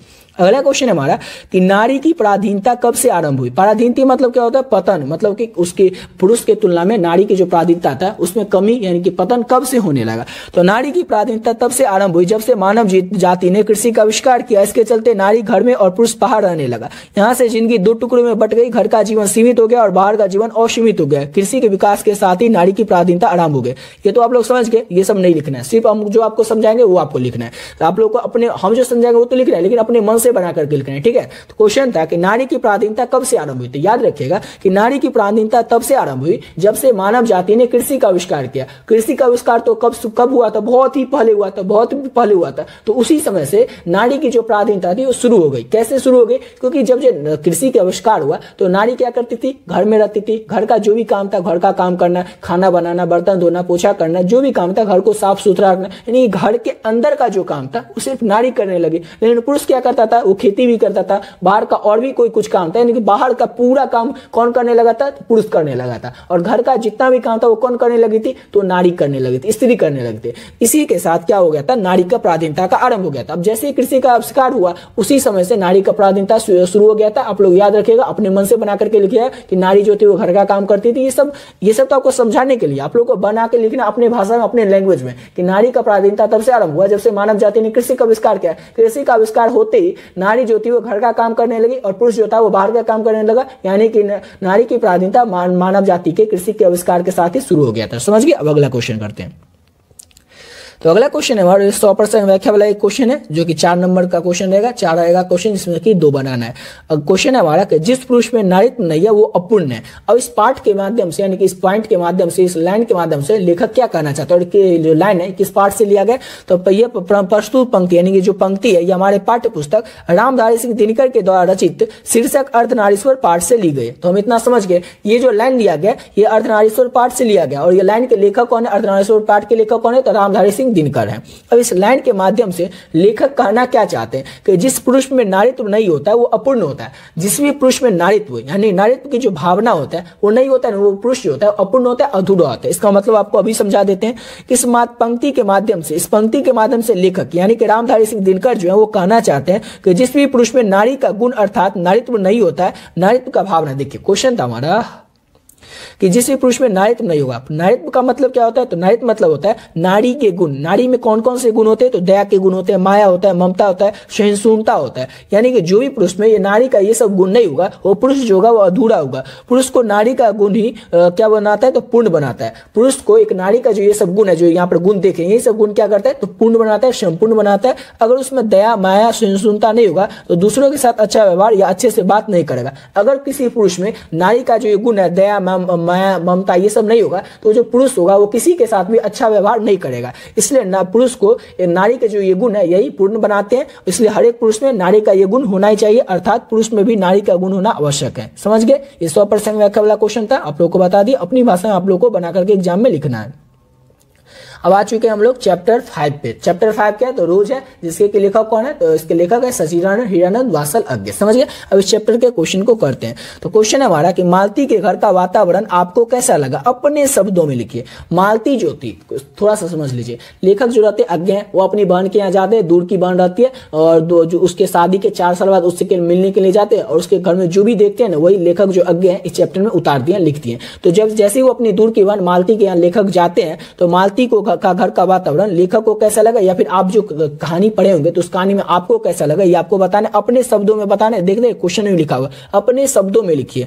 तो मालती का जो घर का वातावरण था ये नीरस था, उबाऊ था, उसमें कहीं भी ताजगी प्रसन्नता नहीं थी। मालती में युवती वाला रस भी नहीं था, वो अपने बच्चों के साथ भी अच्छा व्यवहार नहीं करती थी, वो अपने परिवेश तथा जीवन से पूरी तरह असंतुष्ट थी। सिंपल सा क्वेश्चन है कि मालती जो थी उसका पूरा जीवन, उसका पूरा घर का वातावरण आपको कैसा लगा। तो कैसा लगा ये देखिए। मालती का जो घर का वातावरण था नीरस था, उबाऊ था। क्यों उबाऊ था, अब जो मालती थी उसके घर में उसके कौन कौन थे, उसके एक पति थे और उसके एक बेटे थे। पति क्या करते थे, तो पति का नाम था महेश्वर, जो कि गैंग्रीन नामक बीमारी होता है उसी का इलाज करते थे। अब जो गैंग्रीन नामक बीमारी होता है उसका इलाज करते थे तो हमेशा हॉस्पिटल में रहते थे, अधिकतर टाइम अपना हॉस्पिटल में रहते थे, तो पत्नी पर भी उतना टाइम नहीं दे पाते थे। और मालती कहाँ रहती थी, तो पहाड़ी इलाका में रहती थी। अब पहाड़ी इलाका में क्या होता है, घर जो होता है वो दूर दूर पर होता है, इसलिए मालती के आस पड़ोस में उतने लोग नहीं थे जिससे कि मालती अच्छे से बात कर पाते। इसलिए एक जैसा काम, मतलब सुबह उठना, पति को हॉस्पिटल जाने के लिए तैयार करना, घर का काम करना, बच्चे को देखना, बच्चे का नाम था टिट्टी, छोटा सा बच्चा था, बच्चे का नाम था टिट्टी, बच्चे को देखना, इस सब काम करते करते जो थी ना मालती नीरस और उबाऊ हो चुकी थी। उसमें कहीं भी युवती वाला रस ही नहीं था, उसमें कहीं भी ताजगी या प्रसन्नता ही नहीं था। ऐसा लगता था कि वो मालती जो अपने बच्चों के साथ भी अच्छा व्यवहार नहीं करती है टिट्टी के साथ, वो अपने परिवेश तथा जीवन से पूरी तरह असंतुष्ट थी। अब असंतुष्ट होगी ना, क्योंकि कहीं पर भी उस घर में खुशी था ही नहीं। 3 आदमी है, 3 आदमी में भी एक आदमी अपना ना हॉस्पिटल में रहता है, एक छोटा सा बच्चा है, किसी से ना कोई बात करना ना कुछ करना, सब दिन एक ही काम करना, तो इससे क्या हो गया था, मालती का जो पूरा घर का वातावरण था वो नीरस और उबाऊ टाइप का हो गया था। इसको सिंपल वे में आप लोग अपने मन से बना करके लिखिएगा। अब अगला क्वेश्चन करते हैं और नेक्स्ट क्वेश्चन है हमारा कि गैंग्रीन क्या है। तो अभी हम लोग देखे थे ऊपर में आप लोगों को बताए थे कि मालती के जो पति थे ना महेश्वर, वो गैंग्रीन नामक एक बीमारी होता है, उसी का इलाज करते थे। होते हैं ना डॉक्टर्स स्पेशलिस्ट होते हैं, जो कि कोई हड्डी के डॉक्टर होते हैं, कोई दिमाग के डॉक्टर होते हैं, कोई किसी चीज में स्पेशलिस्ट रहते हैं। वैसे ही महेश्वर जो थे वो गैंग्रीन नामक बीमारी का इलाज करते थे और उसी में स्पेशलिस्ट थे। ठीक है, तो गैंग्रीन होता क्या है? गैंग्रीन जो होता है एक बीमारी होता है, ये तो समझ गए, लेकिन किस तरह का बीमारी होता है तो वो देखिए। गैंग्रीन जो होता है एक प्रकार का घाव होता है जिसमें कि सड़न की प्रवृत्ति होती है, या प्राय किसी विस्कांत कांटे चुभन या ऐसी किसी कारण से होता है जिस अंग में होता है उसे काटकर शरीर से अलग कर दिया जाता है अथवा रोगी की जान चली जाती है। ये समझ गए। अब आप लोगों को बताते हैं गैंग्रीन होता क्या है। तो गैंग्रीन जो होता है एक प्रकार का घाव होता है। समझ गए कि गैंग्रीन क्या होता है? गैंग्रीन एक प्रकार का घाव होता है जिसमें ना सड़न की प्रवृत्ति रहती है। अब कई बार एक घाव को देखेंगे आप लोग, कोई जो घाव हो जाता है वो हमेशा सड़ता ही रहता है, कभी ठीक होता है नहीं, अधिकतर टाइम वो सड़ता ही रहता है। तो गैंग्रीन जो होता है एक प्रकार का घाव होता है जिसमें कि सड़न की प्रवृत्ति रहती है, यानी कि घाव जो होता है हमेशा सड़ता ही रहता है। और ये प्राय ये जो होता है ये होता किस तरह से? तो ये किसी विषैले किसी कांटे के चुभने से या विषैले या किसी विषैला जीव के काटने से हो जाता है। याद रखिएगा गैंग्रीन नामक बीमारी जो होता है होता किस तरह से? तो ये किसी विषैले जीव के काटने से हो जाता है या फिर किसी कांटे के चुभने से हो जाता है। और ये शरीर के जिस भी अंग में हो जाता है ना, जिस भी व्यक्ति को शरीर के जिस भी अंग में हो जाता है उसको काटकर शरीर से अलग करना पड़ता है, या फिर जिस भी व्यक्ति को गैंग्रीन नामक बीमारी हो जाती है उस व्यक्ति की जान चली जाती है। तो याद रखिएगा इतना ज्यादा ये गंभीर बीमारी होता है। सिंपल सा क्वेश्चन है लेकिन आप लोग याद रखिएगा। और जितना क्वेश्चन आप लोग करवाने सब क्वेश्चन आप लोगों के लिए इंपॉर्टेंट है। आप लोग देखिए होंगे जितना इंपॉर्टेंट क्वेश्चन है सिर्फ इंपॉर्टेंट क्वेश्चन को ही करवा रहे हैं। आप लोग सभी क्वेश्चन को अच्छे से देखिएगा और वीडियो में लास्ट तक बने रहेगा। तो वीडियो को लास्ट तक देख लेते हैं, आपका पूरा जो गद्य खंड है वो पूरा कंप्लीट हो जाएगा आज के इस वीडियो में। फिर नेक्स्ट वीडियो में, कल के वीडियो में या फिर कल ही के वीडियो में करवा देंगे आपका काव्य खंड, यानी कि आपका पूरा गद्य खंड कंप्लीट, काव्य खंड कंप्लीट, ऑब्जेक्टिव पहले ही करवा दें, पूरा आपका कंप्लीट हो जाएगा। सिर्फ एक दिन और करवा देंगे आपका, एक दिन लास्ट एग्जाम से 1-2 दिन पहले पूरा जो एक दो ऑब्जेक्टिव है उसको शुरू से लेकर के लास्ट तक करवा देंगे। तो ऑब्जेक्टिव भी थोड़ा आपका रिविजन हो जाएगा और सब्जेक्टिव आपको करवा रहे हैं, मतलब पूरा आपका हिंदी कंप्लीट हो जाएगा। ठीक है ना, इसके अलावा आपको कुछ भी देखने का जरूरत ही नहीं पड़ेगा। और लेखक परिचय तो आपको पहले ही करवा चुके हैं, लेखक परिचय भी आप लोग चाहे तो देख सकते हैं। ठीक है, वो सब आप लोगों को प्लेलिस्ट सिलेक्शन में आपको मिल जाएगा। ठीक है, या फिर लिंक डिस्क्रिप्शन बॉक्स में दिया, वहां से आप लोग देख सकते हैं। तो समझ ही हो गए होंगे कि गैंग्रीन क्या होता है? घाव होता है जिसमें जो हमेशा सड़ता रहता है। ये किसी विषैला जीव या फिर कांटे के चुभने से हो जाता है। और किसी भी व्यक्ति के जिस भी अंग में गैंग्रीन नामक बीमारी हो जाता है उससे क्या हो जाता है? उस व्यक्ति को, उस शरीर को, उस अंग को काटकर शरीर से अलग करना पड़ता है या फिर उस व्यक्ति की जान चली जाती है। ठीक है, अब अगला क्वेश्चन करते हैं। तो अगला क्वेश्चन है हमारा, मुझे ऐसा लग रहा था कि घर पर छाया घिरी हुई है, वह अज्ञात रहकर भी मानो मुझे मसवे कर रही है। मैं वैसा ही निरस्त निर्जीव सा हो रहा हूं जैसे, हाँ मैं जैसे ये घर जैसे मालती। ये जो पंक्ति है ये जो है 100% व्याख्या वाला क्वेश्चन है। ये भी किस चैप्टर से लिया गया लाइन को? तो ये लिया गया रोज कहानी से, और इस कहानी के लेखक कौन है? तो अज्ञे। इतना समझ गए कि ये पंक्ति अज्ञे के द्वारा रचित रोज कहानी से लिया गया। अब इस कहानी के माध्यम से लेखक कहना क्या चाहते हैं? तो लेखक मालती के घर दूसरे रिश्तेदार के रूप में आए थे। लेखक जो थे वो मालती के दूर के भाई थे, बचपन से दोनों साथ में खेलते पढ़ते थे, तो दोनों जो थे वो दोस्त तो थे लेकिन दूर के रिश्तेदार थे। ठीक है, तो लेखक जो है मालती के घर दूर के रिश्तेदार के रूप में आए थे। अतिथि को यह लगता है उसके घर पर कोई काली छाया मंडरा रही। अब लेखक जैसे ही मालती के घर में पांव रखते हैं ना, तो लेखक को लगता है, इसके घर होता है ना खुशनुमा माहौल रहता है किसी घर में, और किसी घर में अब जाइएगा तो माहौल खुशनुमा रहता है, लगता है कहाँ आ गए, पूरा मन नहीं लगता रहता आपको। जैसे कहीं आप किसी रिश्तेदार के यहाँ जाते होंगे तो आपको बहुत ज्यादा मन करता है, अरे उस रिश्तेदार के यहाँ जाना पड़ेगा, वहां पर बहुत ज्यादा मन लगता है। किसी रिश्तेदार के यहाँ नाम जैसे आपकी मम्मी लेती होगी या पापा लेते हो, उनके यहाँ जाना तो आप लोगों का मन होता नहीं हम नहीं जाएंगे, वहां नहीं जाएंगे, क्यों? तो वहां पर मन नहीं लगता। तो वैसे ही लेखक जैसे मालती के घर में पांव रखते हैं तो उनको ऐसा लगता है कि यहाँ पर कोई काली छाया मंडरा रही है। लेखक को यह भी अनुभव हो रहा था कि लेखक भी उस माहौल में जकड़ते हुए जा रहा था। अब लेखक को जो उतना खुशनुमा आदमी था, लेकिन लेखक को भी लग रहा था कि जो नीरस उबाऊ टाइप का माहौल है, इसमें जैसा वो माहौल है उसमें वो भी वैसा ही होता जा रहा है। वह भी उसकी जकड़ में आकर नीरस और निर्जीव सा हो रहा है। अब जैसा उस घर का माहौल है नीरस और निर्जीव, उसी तरह का लेखक भी होता जा रहा है, ऐसा लेखक को लगता है। ठीक उसी प्रकार जैसे कि मालती जैसा ये घर है, जैसे कि मालती नीरस और निर्जीव हो चुकी है, जो कि पहले मालती नहीं थी। पहले मालती जो थी वो बहुत ज्यादा चंचल थी, लेकिन अब ऐसा लगता है कि मालती भी जो उसी प्रकार से नीरस और निर्जीव होती जा रही है जैसा कि उसका ये घर है। समझ गए? तो इस पंक्ति के माध्यम से लेखक अज्ञे जो यही बताना चाहते हैं। अगला क्वेश्चन है कि विद्यार्थियों को राजनीति में क्यों भाग लेना चाहिए। विद्यार्थी जो होते हैं उनको राजनीति में भाग क्यों लेना चाहिए, तो आपको बताना है। तो विद्यार्थियों को राजनीति में भाग इसलिए लेना चाहिए क्योंकि उन्हें कि कल देश की बागडोर अपने हाथ में लेनी है। अगर वे आज ही राजनीति में भाग नहीं लेंगे तो आने वाले देश की भली बातें नहीं संभाल पाएंगे, जिससे देश का विकास नहीं हो पाएगा। भगत सिंह का मानना है, चैप्टर 6 का ये क्वेश्चन है कि भगत सिंह को मानना है कि विद्यार्थियों को राजनीति में भाग क्यों लेना चाहिए। क्यों लेना चाहिए, क्योंकि जो लेखक भगत सिंह है उनका मानना है कि आज जो देश के जो नौजवान है वही क्या करेंगे, कल देश के नेता बनेंगे, देश को वही संभालेंगे।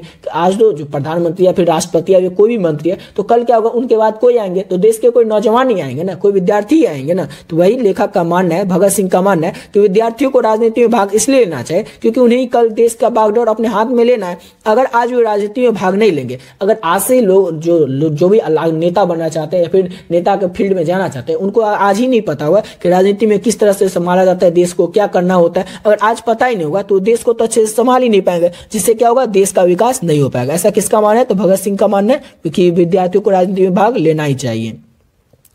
अगला क्वेश्चन है कि भगत सिंह को विद्यार्थियों से क्या अपेक्षाएं हैं। भगत सिंह जो है उनकी विद्यार्थियों से क्या क्या अपेक्षाएं हैं, तो भगत सिंह की विद्यार्थियों से काफी सारी अपेक्षाएं, बहुत सारी अपेक्षाएं भगत सिंह की विद्यार्थियों से। वे कहते हैं कि भारत को ऐसे देश सेवकों की आवश्यकता है जो देश पर तन मन धन अर्पित कर दे, अपना सारा जीवन देश की आजादी के लिए, विकास के लिए न्यौछावर कर दे। और यह कार्य सिर्फ विद्यार्थी ही कर सकते हैं। विद्यार्थी और नौजवान ही क्रांति कर सकते हैं। अतः विद्यार्थी पढ़े और साथ ही साथ पॉलिटिक्स का भी ज्ञान हासिल करे और जब भी जरूरत हो तो मैदान में कूद पड़े, अपना जीवन देश की सेवा में लगा दे। यही अपेक्षाएं विद्यार्थी की अमर भगत सिंह की। क्वेश्चन था हमारा कि भगत सिंह जो है ना, भगत सिंह इनकी विद्यार्थियों से क्या अपेक्षाएं हैं, तो भगत सिंह की विद्यार्थियों से बहुत सारी अपेक्षाएं, काफी सारी अपेक्षाएं, इनकी बहुत सारी अपेक्षाएं भगत सिंह की विद्यार्थियों से। भगत सिंह कहते हैं कि देश को ऐसे देश सेवकों की जरूरत है, भारत को ऐसे देश सेवकों की जरूरत है, ऐसे देश सेवक जो कि अपना देश पर तन मन धन अर्पित कर दे। भगत सिंह जो उनको मानना है कि देश को ना ऐसे देश सेवक की जरूरत है जो कि अपना तन मन धन पूरा देश पर अर्पित कर दे। और ये जो काम है, भगत सिंह का मानना है कि ये जो काम है कि तन मन धन अर्पित करना देश पर, ये काम केवल कौन कर सकते हैं, तो विद्यार्थी या फिर नौजवान ही कर सकते हैं। विद्यार्थी और नौजवान ही क्रांति कर सकते हैं। इसलिए भगत सिंह का मानना है कि विद्यार्थी और नौजवान जो है ये पढ़े, ऐसा नहीं कि आज से क्रांति में घुस गए, देश की सेवा में लगे, कुछ पढ़ाई लिखाई नहीं करनी, नहीं, पढ़े, साथ ही साथ पॉलिटिक्स का भी ज्ञान हासिल करे। और जब भी देश को जरूरत हो तो जो विद्यार्थी और नौजवान होते हैं वो पॉलिटिक्स में, मैदान में देश को रक्षा करने के मामले में या फिर अपना देश के ऊपर तन मन धन लुटाने के मामले में या देश सेवक के रूप में बनकर अपना सब कुछ देश पर न्यौछावर कर दे, यानी कि मैदान में कूद पड़े और अपना सारा जीवन देश की सेवा में लगा दे। यही सारी अपेक्षाएं विद्यार्थियों से अमर भगत सिंह की। समझ गए कि विद्यार्थियों के भगत सिंह से क्या अपेक्षाएं, तो यही सारी अपेक्षाएं हैं। अगला क्वेश्चन है कि भगत सिंह ने कैसी मृत्यु को सुंदर मृत्यु कहा और वे आत्महत्या को कायरता क्यों कहते हैं, इस संबंध में उनके विचार स्पष्ट करें। भगत सिंह जो है वो कैसी मृत्यु को सुंदर मृत्यु कहते हैं और वे आत्महत्या को कायरता क्यों कहते हैं, इस संबंध में उनके विचार को स्पष्ट करें। तो सरदार भगत सिंह ने देश सेवा के बदले दी गई फांसी को सुंदर मृत्यु कहा है। भगत सिंह आत्महत्या को कायरता इसलिए कहते हैं कि कोई भी व्यक्ति आत्महत्या करेगा तो थोड़ा सा दुख कष्ट सहने के चलते करेगा, वो अपना समस्त जीवन एक ही क्षण में खो देगा। अब देखिए सिंपल सा क्वेश्चन क्या हमारा कि भगत सिंह जो है उन्होंने कैसी मृत्यु को सुंदर मृत्यु कहा। इस भगत सिंह को आप लोग जानते होंगे, तो भगत जैसे कौन सी मृत्यु होती है जिस मृत्यु की भगत सिंह ने सुंदर मृत्यु कहा, तो देश सेवा के बदले दी गई फांसी, जैसे भगत सिंह को फांसी दिया गया था, देश सेवा के बदले में दिया गया था, तो वैसे ही मृत्यु को भगत सिंह ने सुंदर मृत्यु कहा। और वो आत्महत्या को कायरता इसलिए कहते हैं कि कोई भी आदमी आत्महत्या क्यों करता है, आत्महत्या इसलिए करता है कि उसको थोड़ा सा दुख रहता है, कष्ट, अच्छा छोड़िए, कोई अगर हम है या कोई एक और व्यक्ति है वो आत्महत्या क्यों करेगा, वो इसलिए करेगा कि और किसी जैसे हम ही अगर आत्महत्या करना चाहे तो हम क्यों करना चाहेंगे, क्योंकि हमें थोड़ा सा कष्ट होगा। वो कष्ट किसका होगा, सिर्फ मेरे लिए होगा ना, किसी और के लिए नहीं होगा। हम जो मर जाएंगे, हम आत्महत्या कर लेंगे, उससे क्या हो जाएगा,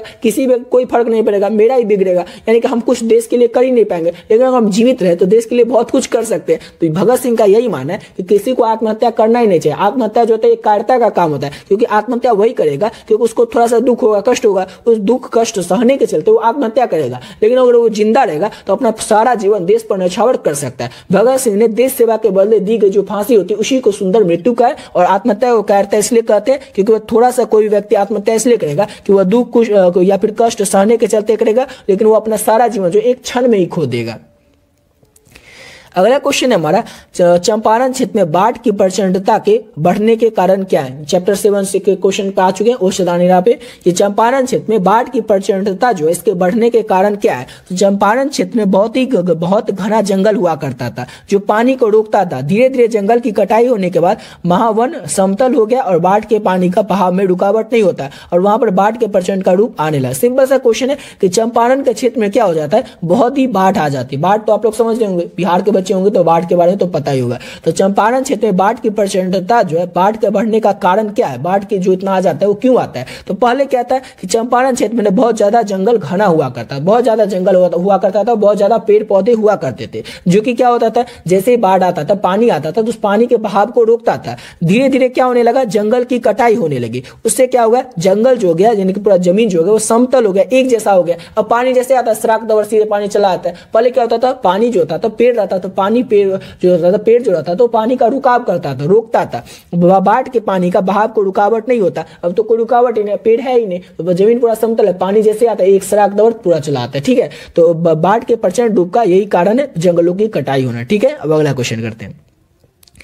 अगला क्वेश्चन है, चंपारण में शिक्षा की व्यवस्था के लिए गांधी जी ने क्या किया था। चंपारण में शिक्षा की व्यवस्था के लिए ना गांधी जी ने क्या किया था। चंपारण में शिक्षा की व्यवस्था के लिए गांधी जी ने क्या कहा था। तो गांधी जी के विचार से आर्थिक समस्याओं को दूर करने से का एकमात्र उपाय है शिक्षा। गांधी जी का ऐसा मानना था कि आर्थिक समस्याएं, जो पैसों की जो तंगी रहती है, आर्थिक समस्याएं रहती है, इसको दूर करने का एकमात्र उपाय, और उपाय क्या, तो शिक्षा, यानी कि लोग पढ़े लिखे, शिक्षा, यही है क्या, आर्थिक उपाय। आर्थिक समस्याओं को दूर करने के लिए गांधी जी के उपाय विचार से शिक्षा। ठीक है, गांधी जी ने चंपारण में शिक्षा के लिए वहां तीन गांव बहड़वा, मधुबन और भितरवा में आश्रम विद्यालय की स्थापना की थी। गांधी जी ने चंपारण में क्या किया था, जब गांधी जी चंपारण में 1917 में गए थे, वहां पर उन्होंने शिक्षा के लिए क्या किया था कि 3 गांव में, बहड़वा गांव में, मधुबन गांव में और भितरवा गांव में आश्रम यानी कि विद्यालय की स्थापना की थी।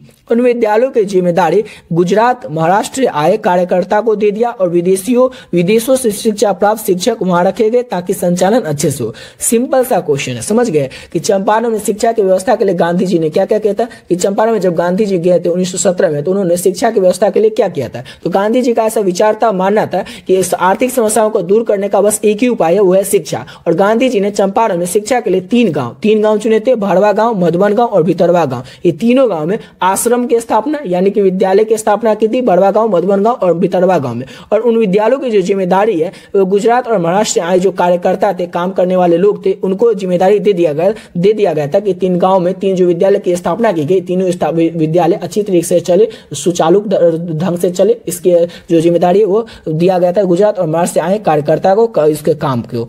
विदेशों से शिक्षा प्राप्त शिक्षक वहां रखे गए ताकि संचालन अच्छे से हो। और विदेश से जो लोग शिक्षा प्राप्त करके भारत आए थे उनको वहां पर शिक्षक के तौर पर रखे गए, टीचर के तौर पर रखे गए, ताकि वहां पर के जो बच्चे हो वो बहुत ही अच्छे तरीके से पढ़ सके और आगे अपना नाम कर सके। अगला क्वेश्चन है हमारा, पुंडलिक जी कौन थे। पुंडलिक जी जो थे ये कौन थे, तो पुंडलिक जी के एक शिक्षक थे। समझ गए कि पुंडलिक जी कौन थे, तो शिक्षक थे। ये गांधी जी के आदर्श को सच्चे दिल से मानने वाले बड़े ही निर्भय पुरुष थे। पुंडलिक जी जो थे ना एक शिक्षक थे और ये गांधी जी के आदर्श को मानने वाले, सच्चे दिल से मानने वाले एक निर्भय पुरुष थे, यानी किसी से डरने वाले पुरुष नहीं थे पुंडलिक जी, जिन्हें गांधी जी ने 1917 में बेलगांव से भितरवा बुलाया था। पहले ये कहाँ रहते थे पुंडलिक जी, तो ये पुंडलिक जी रहते थे बेलगांव में, जहां पर 1917 में जब गांधी जी चंपारण में गए थे, वहां पर जो ऊपर देखे थे वो 3 विद्यालय की स्थापना किए थे, 3 गांव में 3 विद्यालय की स्थापना किए थे। तो भितरवा गांव में किसको बुला लेते, तो पुंडलिक जी को गांधी जी जो भितरवा गांव में बुला लेते। पुंडलिक जी को गांधी जी इसलिए बुलाते ताकि वो आश्रम में रखकर, यानी कि जो विद्यालय खुला था उसमें रखकर बच्चे को शिक्षा दे और साथ ही साथ ग्रामवासी यानी कि गांव के जो लोग हैं उनके दिल में जो अंग्रेजों के प्रति भय है उसको भी दूर कर सके। समझ गए कि पुंडलिक जी कौन थे, तो एक शिक्षक थे और एक गांधी जी के आदर्शों को सच्चे दिल से मानने वाले एक निर्भय पुरुष थे, जिन्हें की गांधी जी ने 1917 से बेलगांव गांव से भितरवा बुला लिया था, ताकि पुंडलिक जी गांधी जी के द्वारा जो बनाया गया स्कूल था, वहां पर 3 स्कूल था, उसमें से जो भितरवा का स्कूल था वहां पर बच्चों को क्या करे, शिक्षा प्रदान कर सके और साथ ही साथ गांव के जो लोग हैं उनके दिल में जो अंग्रेजों के प्रति भय है, डर है, उसको दूर कर सके। ठीक है, अब अगला क्वेश्चन करते हैं। अब नेक्स्ट क्वेश्चन क्या हमारा अगला क्वेश्चन है कि बिस्नी और मुन्नी को किसकी प्रतीक्षा है और वे डाकिया की राह क्यों देखते हैं। ये किस चैप्टर से क्वेश्चन लिया गया, तो सिपाही की मां जो एक एकांकी है जिसके लेखक है मोहन राकेश, उसी चैप्टर का ये क्वेश्चन है कि बिस्नी और मुन्नी जो रहती है ना उनको किसका प्रतीक्षा रहता है और वे डाकिया की राह क्यों देखती है। तो बिस्नी और मुन्नी को मानक का प्रतीक्षा रहता है, इसलिए प्रतीक्षा रहता है क्योंकि मानक जल्दी से घर वापस आकर अपनी बहन की हाथ पीले कर पाएगा, इनकी शादी कर पाएगा, और वे डाकिया की राह मानक की चिट्ठी की आशा में देखते हैं। तो एक और चीज आपको बता देते कि मानक जो रहता है ना ये बिस्नी का बेटा रहता है। ये मानक कौन रहता है, तो बिस्नी का बेटा रहता है, और बिस्नी के एक बेटा रहता है और एक बेटी रहती है, बेटी का नाम मुन्नी रहता है और मानक रहता है। मानक जो रहता है ये युद्ध के में लड़ाई के पर गया रहता है, वर्मा में लड़ाई करने के लिए गया रहता है और जर्मन वालों की ओर से, और वो युद्ध पर जो गया रहता है वो क्यों गया रहता है, पैसे जमा करने के लिए गया रहता है ताकि वो पैसा कमा कर आएगा और अपनी बहन की हाथ पीले कर पाएगा, यानी कि अपनी बहन मुन्नी का शादी कर पाएगा। और बिस्नी और मुन्नी को मानक की चिट्ठी की प्रतीक्षा रहता है कि मानक कभी चिट्ठी भेजेगा ताकि पता चलेगा कि चिट्ठी में बताएगा ना कि कब आ रहा है मानक, इसलिए बिस्नी और मुन्नी जो इसको मानक की चिट्ठी का आशा रहता है कि कब मानक आएगा, वो चिट्ठी में बताएगा, फिर वो आएगा तो फिर मुन्नी की शादी होगा। इसलिए बिस्नी को और मुन्नी को दोनों को मानक की चिट्ठी का इंतजार रहता है और मानक की प्रतीक्षा इसलिए करते हैं ताकि वो जल्दी से आएगा और अपनी बहन की शादी कर पाएगा, हाथ पीले कर पाएगा। अगला क्वेश्चन है कि मानक स्वयं को वैसी और जानवरों से बढ़कर क्यों कहता है। तो मानक स्वयं को यानी कि अपने आप को वैसी और जानवरों से बढ़कर इसलिए कहता है कि वो दुश्मनों के लिए कहता है, क्योंकि दुश्मन को वो नहीं मारेगा तो दुश्मन उसे मार देंगे। अब मानक जो है स्वयं को वैसी और जानवर कहता है, वो इसलिए कहता है कि हाँ मैं हूँ वैसी और जानवर, क्यों, क्योंकि मैंने अगर दुश्मन को नहीं मारूंगा तो दुश्मन मुझे मार देंगे। इसलिए मानक जो है वो स्वयं को और दुश्मनों को वैसी जानवर से बढ़कर कहता है, क्योंकि अगर वो दुश्मन को नहीं मारेगा, लड़ाई में जो गया हुआ है, युद्ध में गया हुआ है, तो मानक अगर दुश्मन को नहीं मारेगा तो दुश्मन उसे मार देंगे। इसलिए मानक जो है दुश्मनों के लिए स्वयं से मानक जो है स्वयं को वैसी जानवरों से बढ़कर दुश्मनों के लिए कहता है। समझ गए। अब अगला क्वेश्चन करते हैं। तो अगला क्वेश्चन है हमारा कि विद्यालय में लेखक के साथ कौन सी घटना घटी थी। विद्यालय जो ओम प्रकाश वाल्मीकि या जूठन पाठ है उस चैप्टर का क्वेश्चन है कि जूठन पाठ में जो ओम प्रकाश वाल्मीकि रहते हैं उनके साथ कौन सी घटना घटी थी। तो विद्यालय में लेखक के साथ बड़ी अप्रिय घटनाएं घटती है। विद्यालय के हेडमास्टर लेखक के कमरे बरामदे और मैदान में झाड़ू लगवाते हैं। यह लेखक 2 दिन के बाद कक्षा में बैठ जाता है। जब लेखक 2 दिन बाद कक्षा में बैठ जाता है तब हेडमास्टर लेखक को कक्षा से बाहर निकाल देते हैं और फिर वही झाड़ू लगवाकर लगाने वहां काम दे देते हैं। इसी तरह लेखक को प्रताड़ित किया जाता है। सिंपल सा क्वेश्चन था हमारा कि लेखक जो कि ओम प्रकाश वाल्मीकि रहते हैं ना उनके साथ जब विद्यालय में जाते हैं, जब स्कूल में जाते हैं तो कौन सी घटना घटती है। तो जब भी लेखक जो है ओम प्रकाश वाल्मीकि वो विद्यालय में जाते हैं तो उनके जो स्कूल के हेडमास्टर रहते हैं ना कलीराम, उनको क्या कहता है कलीराम, हेडमास्टर जो होता है कलीराम, वो कहता है लेखक को यानी ओम प्रकाश वाल्मीकि को कि वो कमरा में, बरामदे में और मैदान में झाड़ू लगाएं। अब क्या लेखक करते हैं कि कमरा में, बरामदे में, पूरा मैदान में, पूरा जो फील्ड रहता है स्कूल का पूरा झाड़ू लगाते हैं। 2 दिन तक लगाते रहते हैं, मतलब जैसे स्कूल आते हैं फिर स्कूल खत्म हो जाता है, फिर आना, फिर झाड़ू लगाना, इस तरह से 2 दिन में वो पूरा अपना काम खत्म कर देते हैं। अब 2 दिन बाद जब लेखक ओम प्रकाश वाल्मीकि जो है वो अपना क्लास में आकर बैठ जाते हैं पढ़ने के लिए, तब जो हेडमास्टर रहता है कलीराम वो क्या करता है लेखक को कक्षा से बाहर कर देता है, यानी कि जो क्लास रहता है उससे बाहर कर देता है और फिर से वही काम देता है, फिर तुम जाओ फिर से झाड़ू लगाओ, मतलब वही काम फिर से दे देता है। तो लेखक के साथ झाड़ू लगाने वाला काम दे देता है और लेखक के साथ यही घटना प्रताड़ित घटना घटता है। और इसके बाद वाला लाइन चाहे तो वो भी लिख सकते हैं। इसके बाद क्या होता है, जैसे लेखक जाता है फिर से स्कूल के फील्ड में झाड़ू लगाने के, तो लेखक के पिताजी आ जाते हैं और वो जोर से गुस्सा में आज बोलते हैं कि कौन है वो मास्टर जिसने कि मेरे बेटे से झाड़ू लगवाया, ऐसा करके वो टीचर पर बहुत ज्यादा गुस्सा हो जाते हैं। ठीक है, इसके बाद यही घटना घटती है। अब अगला क्वेश्चन करते हैं। तो अगला क्वेश्चन है हमारा कि कितने क्रूर समाज में रह रहे हैं हम, जहां श्रम का कोई मोल नहीं बल्कि निर्धनता को बरकरार रखने का षड्यंत्र है। यह सब ये क्वेश्चन आपके एग्जाम में 5 नंबर में पूछा सकता है या फिर 100% व्याख्या में पूछा सकता है। इंपॉर्टेंट क्वेश्चन है, याद रखिएगा। कितने क्रूर समाज में रह रहे हैं हम, जहां की श्रम का कोई मोल नहीं बल्कि निर्धनता को बरकरार रखने का षड्यंत्र है। तो प्रस्तुत पंक्ति जो है ये हमारे पाठ्य पुस्तक ओम प्रकाश वाल्मीकि के द्वारा रचित जूठन पाठ से लिया गया। इस पंक्ति के माध्यम से लेखक बताना चाहते हैं कि मरे हुए पशु को उठाने के लिए कई लोगों की जरूरत होती है। अब जाओ गांव में कोई पशु मर जाता है तो क्या होता है, बहुत सारे लोगों को इकट्ठा करना पड़ता है ताकि वो इकट्ठा होते हैं लोग और वही उठाकर उस पशु को फेंकाते हैं। ठीक है, तो प्राय लोग जो होते हैं जल्दी एकत्र नहीं हो पाते। अब जो कोई पशु मर जाता है लोगों को इकट्ठा करना रहता है तो लोग जो होते हैं जल्दी तो इकट्ठा हो नहीं पाते हैं। तब तक देर होने पर पशु वाले चिल्लाने और गालियां बकने लगते हैं। तब तक जिसका पशु जिसके यहाँ मर जाता है वो क्या करता है, चिल्लाने लगता है कि अभी तक आया नहीं, कहाँ मर गया था, ऐसे करके चिल्लाने लगता है। इसी की प्रतिक्रिया में लेखक टिप्पणी करते हैं कि हम बड़े ही क्रूर समाज में रह रहे हैं। मतलब लेखक इसी बात पर टिप्पणी करते हुए बताते हैं कि हम कितने क्रूर समाज में रह रहे हैं जहाँ की श्रम का कोई मूल्य नहीं है। बड़े क्रूर समाज में रह रहे लोग हमारी अहमियत, काम और अहमियत को मानते ही नहीं है, श्रम का कीमत ही नहीं देते। लेखक ऐसा करना चाहते हैं कि इतने क्रूर समाज में हम रह रहे हैं, यानी कि हम हमारा ये काम है, यानी वो जो काम है, जो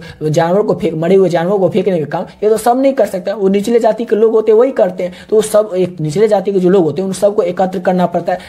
ये काम सिर्फ वही कर सकते हैं, तो उनको कुछ तो देना पड़ेगा ना। उनका जो श्रम का मोल होगा, उनको थोड़ा इतना बात नहीं करना पड़ेगा, उनको उनके ऊपर भड़कना नहीं पड़ेगा। लेखक इसी पर टिप्पणी करते हुए कहते हैं कि बड़े क्रूर समाज में रह रहे हैं हम, लोग हमारी काम की अहमियत ही नहीं मानते और श्रम का कीमत नहीं लेते, उल्टे गालियां बकते हैं। यह श्रम की कीमत न देना हमारी गरीबी को बनाए रखने का षड्यंत्र है, ताकि हम दलित बनकर उनकी सेवा करते रहे और निचले स्तर के काम जो स्वयं नहीं कर सकते वो उन कामों को हम दलित से करवाते और यह दलित को दबाए रखने का उनका षड्यंत्र है। लेखक कहना चाहते हैं कि जो काम वो स्वयं नहीं कर सकते, खुद नहीं कर सकते, नहीं पशु को फेंकने का काम, वो काम हमसे करवाते हैं। ठीक है, काम करवा लिए तो हम कर देंगे, ऐसा लेखक कहते हैं। लेकिन उनका मोल तो देना चाहिए। जो फेंक रहे, काम कर रहे हैं, वो कोई फेंक नहीं सकता, सिर्फ लेखक फेंकते हैं। लेखक लोगों को जो जुगाड़ करके लाते हैं और फेंकते हैं। तो जो फेंक देते हैं दलित लोग, निचले जाति के लोग, तो उनको कुछ तो श्रम देना पड़ेगा, उसका जो कोई मेहनताना वो तो देना पड़ेगा। मेहनताना नहीं देते, ऊपर से गालियां बकते रहते हैं। ऊपर से क्या करते हैं? गालियां बकते रहते हैं। और जो श्रम की कीमत न देना, ये हमारी गरीबी को बनाए रखने का षड्यंत्र है।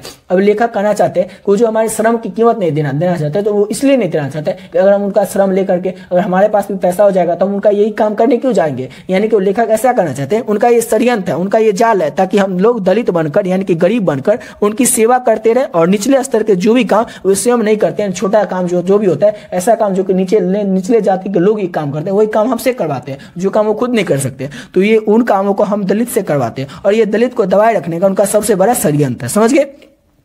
देखिए, सिंपल सा क्वेश्चन था कि कितने क्रूर समाज में रह रहे हैं। तो लेखक कहना चाहते हैं कि कितने क्रूर समाज में रह रहे हैं जहां पर उनके श्रम का कोई मूल्य ही नहीं रहता। इतना मेहनत वाला काम करते हैं, जो कोई काम नहीं कर सकता वो काम वो करते हैं। वो जो पशु होता है उसको उठाकर फेंकने का काम, लोगों को इकट्ठा करने का, ये काम खुद करते हैं, लेकिन उसका कोई श्रम का मोल ही नहीं रहता। इतना मेहनत करते हैं, फिर उसका कोई मोल जो होता है, उसकी कीमत होगा, वो कुछ नहीं दिया जाता। उल्टा गालियां बकने लगते हैं लोग और उनकी बल्कि निर्धनता को बरकरार रखने का षड्यंत्र। यानी कि लेखक ऐसा कहते हैं कि वो लोग जो हमारे श्रम को मोल नहीं देते, हमारे जो काम होता है उसका पैसा नहीं देते या कुछ भी मोल नहीं देते, वो इसलिए नहीं देते। वो लोग समझते हैं कि अगर हमारे पास आ जाएगा पैसा तो हम लोग ये काम नहीं करेंगे, उनको ये काम खुद करना पड़ेगा। इसलिए वो निचले स्तर के जो काम वो खुद नहीं करते, वो हमसे करवाते हैं और हमें हमारे गरीबी बनाए रखने का ये उनका षड्यंत्र है। ठीक है, अब अगला क्वेश्चन करते हैं। अगला क्वेश्चन है, डायरी क्या है। डायरी जो कई बार आप लोग सुन रहे हैं, लेकिन डायरी होता क्या है। और डायरी हिंदी साहित्य की वह विधा जिसमें कि व्यक्ति अपने मन की बातों को कागज पर उतारता है। सिंपल सा क्वेश्चन है कि डायरी क्या होता है। आप लोग भी जानते हो डायरी में क्या होता है, अपने मन की बातों को लिखा जाता है और दिन क्रम में लिखा जाता है, डेट वाइज लिखा जाता है। तो प्रतिदिन डेट वाइज जो मन की बात लिखा जाता है वही क्या होता है, डायरी कहलाता है। तो डायरी हिंदी साहित्य की वह विधा जिसमें कि व्यक्ति अपने कोई व्यक्ति अपने मन की बात को लिखता है, उतारता है। ठीक है, कागज पर लिखता है। अब अगला क्वेश्चन है हमारा 100% व्याख्या वाला ये क्वेश्चन है कि आदमी यथार्थ को जीता ही नहीं बल्कि यथार्थ को रचता भी है। ये किस पर लाइन से, ये जो चैप्टर है ये किस चैप्टर से लिया गया क्वेश्चन को और इसके लेखक कौन है। तो ये प्रस्तुत पंक्ति जो है हमारे पाठ्य पुस्तक मलियज के द्वारा लिखी गई पुस्तक चैप्टर हंसते हुए मेरा अकेलापन पाठ से लिया गया। लेखक का विश्वास है कि मनुष्य केवल यथार्थ को जीता ही नहीं बल्कि यथार्थ उसकी रचना भी करता है। भाव यह यानी कि इसका मतलब यह है कि हमें अपने आसपास के संसार की रचना स्वयं ही करनी पड़ती है। यानी कि हमारे आसपास के जो भी रचना है, हमें जो भी काम है खुद करनी पड़ती है, हमारी सहायता कोई नहीं करता है। यथार्थ की रचना सामाजिक दृष्टि से एक नैतिक कर्म है। क्वेश्चन था हमारा, देखिए फिर से आप लोग बताते हैं कि आदमी यथार्थ को जीता ही नहीं बल्कि यथार्थ को रचता भी है। तो ये जो पंक्ति है हमारे पाठ्य पुस्तक मलियज के द्वारा लिखी गई पुस्तक या फिर चैप्टर जो है हंसते हुए मेरा अकेलापन, उस पाठ से लिया गया इस लाइन को। और इस लेखक का विश्वास है, इस पंक्ति के माध्यम से लेखक कहना चाहते हैं कि मनुष्य यथार्थ को जीता ही नहीं बल्कि यथार्थ को रचता भी है। मतलब यह है, भाव यह है कि अब हमें अपने संसार की रचना खुद करनी पड़ती है, हमें अपना काम खुद करना पड़ता है। हमारे जो भी काम करना होता है उसका कोई मदद नहीं करता, हमें अपने संसार की रचना हमें स्वयं करनी पड़ती है, खुद करनी पड़ती है। यथार्थ की रचना सामाजिक दृष्टि से एक नैतिक कर्म होता है। अगला क्वेश्चन है हमारा, तिरिच क्या है और ये कहानी में किसका प्रतीक है। तिरिच जो है ये क्या होता है और कहानी में किसका प्रतीक है। ये जो है उदय प्रकाश के द्वारा लिखी गई जो तिरिच है, तिरिच जो है उसके लेखक कौन है, तो उदय प्रकाश है। तो तिरिच आखिर होता क्या है। तिरिच आप लोग ऑब्जेक्टिव में भी सुने होंगे कि तिरिच, लेकिन ये तिरिच होता क्या है। तो तिरिच जो होता है एक छिपकली के प्रजाति का जहरीला लिजार्ड होता है जिसे हम विषखापड़ भी कहते हैं और एक कहानी में प्रचलित विश्वासों और रूढ़ियों का प्रतीक है। सिंपल सा क्वेश्चन है कि तिरिच जो होता है ये क्या होता है। तो तिरिच छिपकली प्रजाति का एक जहरीला लिजार्ड होता है जिसे हम क्या कहते हैं, जिसे हम लोग विष्खापण भी कहते हैं। और एक कहानी में, ये जो कहानी है उसमें यह क्या है, तो प्रचलित विश्वासों और रूढ़ियों का प्रतीक है। समझ गए। तिरिच क्या होता है, एक जहरीला लिजार्ड होता है, जिसे हम लोग क्या कहते हैं, गाँव घर के भाषा में, गाँव वाला भाषा में इसको हम विष्खापण भी कहते हैं, या फिर कई लोग इसे जहरीला लिजार्ड भी कहते हैं। ये एक छिपकली प्रजाति का होता है, ठीक है ना। कई बार आप लोग देखे भी होंगे जंगल में, कभी ये देखने को मिलता भी है। और एक कहानी में, जो कहानी है तिरिच, उस कहानी में ये तिरिच है क्या, तो तिरिच में किसका प्रतीक है, तो कहानी में ये विश्वासों और रूढ़ियों का प्रतीक है। यानी पुराने जमाने से चले आए कोई रूढ़ी रहते, नियम रहता है, जैसे कोई नियम है पुराना जमाने से चला आ रहा है, उसी नियम का ये प्रतीक है, रूढ़ी का ये प्रतीक है तिरिच। ठीक है, अब अगला क्वेश्चन करते हैं। अगला क्वेश्चन हमारा, शिक्षा का क्या अर्थ है, इसके कार्य एवं उपयोगिता को स्पष्ट करें। शिक्षा के क्या काम होते हैं, इसके कार्य क्या होते हैं, इसका अर्थ बताना है, शिक्षा का अर्थ क्या होता है और इसके कार्य क्या होते हैं, काम क्या होते हैं, इसकी उपयोगिता क्या होते हैं, ये आपको बताना है। तो ये क्वेश्चन आपके एग्जाम में 5 नंबर में पूछा जाता है, याद रखिएगा। शिक्षा का अर्थ होता है जीवन के सत्य से अपने आप को परिचय करवाना। शिक्षा का क्या अर्थ होता है, तो शिक्षा का अर्थ होता है जीवन के सत्य से अपने आप को परिचय करवाना। शिक्षा का कार्य है कि वो संपूर्ण जीवन की प्रक्रिया को समझने में हमारी सहायता करे, न कि केवल हमें कुछ व्यवसाय और ऊंची नौकरी के योग्य बनाए। शिक्षा का कार्य है कि आंतरिक और बाहरी भय को नष्ट करे। शिक्षा की उपयोगिता यह नहीं है कि उसे मेधा का उद्घाटन करे, जिससे हम जीवन की समस्त समस्याओं का हल खोज सके और हमें सत्य की वास्तविकता की खोज करने में सक्षम बनाए और भय रहित बना सके। भय रहने पर मेधा विकसित नहीं। देखिए ये सब तो आप पढ़ लिए, लेकिन आपको उतना समझ में आया होगा नहीं, ठीक है ना। हम आपको अपनी लैंग्वेज, अपनी भाषा में बताते हैं। क्वेश्चन तो हमारा शिक्षा का अर्थ क्या होता है, तो शिक्षा का अर्थ होता है कि जीवन के सत्य से अपने आप को परिचय करवाना। जीवन का जो सत्य है उससे अपने आप को परिचय करवाना, अपने आप को परिचय करवाना, यही क्या है, तो शिक्षा का अर्थ होता है। सिंपल सा क्वेश्चन है, एक लाइन में आप लोग समझ गए कि शिक्षा का अर्थ क्या होता है। तो शिक्षा का अर्थ होता है जीवन के सत्य से अपने आप को पहचान करना। अब शिक्षा का कार्य क्या होता है, काम क्या होता है, इसका उपयोगिता क्या होता है। तो शिक्षा का काम यही नहीं होता है कि हम शिक्षा पा लिए, आज ग्रेजुएट हो गए या फिर कोई अच्छा सा डिग्री कर लिए तो हमको अच्छा सा नौकरी मिल जाएगा, अच्छा सा व्यवसाय मिल जाएगा, काम करने लगे। तो शिक्षा का काम यही नहीं है। शिक्षा का काम है कि हमें हमारे जीवन में जो भी समस्याएं आएंगी उस समस्याओं से हम उस समस्याओं को दूर कर सके, या फिर हम अपने जीवन को बेहतर बना सके, जीवन में एक अच्छे आदमी बन सके। तो शिक्षा का ये काम है। शिक्षा का ये काम नहीं है कि ऊंची नौकरी बनाने योग्य बना दे, या हमें ऊंचा नौकरी मिल जाए, या फिर अपना व्यवसाय अच्छा से कर पाए। शिक्षा का ये काम नहीं है। शिक्षा का ये काम है कि हमारे आंतरिक, यानी कि हमारे आंतरिक और बाहरी भय जो होता है, इस भय को नष्ट कर सके। और शिक्षा की उपयोगिता यह है कि मेघा का उद्घाटन करे, जिससे हम जीवन की समस्त समस्याओं का हल खोज सके। हमारे जीवन में जितना भी समस्याएं हैं उन समस्याओं का हल खोज सके। शिक्षा का ये उपयोगिता है। हमारे जीवन में जो भी समस्याएं होंगी समस्याओं का हल कैसे खोज सके। हम समझदार होंगे, पढ़े लिखे होंगे, तो हम क्या करेंगे, अपने जीवन की समस्याओं का हल जल्दी खोज सकेंगे। ठीक है, इसलिए शिक्षा का यही सब काम है। समझ गए। हमें सत्य और वास्तविकता की खोज करने में सक्षम बनाए। शिक्षा का यह भी काम है कि हम जो सत्य होता है और जो वास्तविकता होता है उसकी खोज करने में हम सक्षम बन सके। यही क्या है, तो ये सब शिक्षा का काम है। हम भय रहित बने, और भय रहने पर मेधा विकसित नहीं होती। हमें जो है हमें भय रहित बनाए शिक्षा, और भय रहने पर मेधा जो होती है वो विकसित नहीं हो पाते। ये सब आप लोग याद नहीं रखना है, सिर्फ अपने लैंग्वेज में अपने मन से बना करके आपको आंसर को लिखना है कि शिक्षा का अर्थ होता है जीवन के सत्य को अपने आप से परिचय करवाना, और शिक्षा का काम है कि केवल हमें नौकरी नहीं दिलवाए, ऊंचा व्यवसाय नहीं करवाए। शिक्षा का काम है कि हमारे जीवन की सभी बाहरी और आंतरिक जो भी भय उसको दूर करे और हमें एक अच्छा इंसान बनाए। यही शिक्षा का काम है। और उसका उपयोगिता ये है कि हमारे जीवन में जो भी कष्ट आएगा, दुख आएगा, उसको हम दूर करने योग्य बन सके। यही क्या है, तो शिक्षा का काम है। समझ गए। तो यहाँ तक कंप्लीट होता है। इसके आगे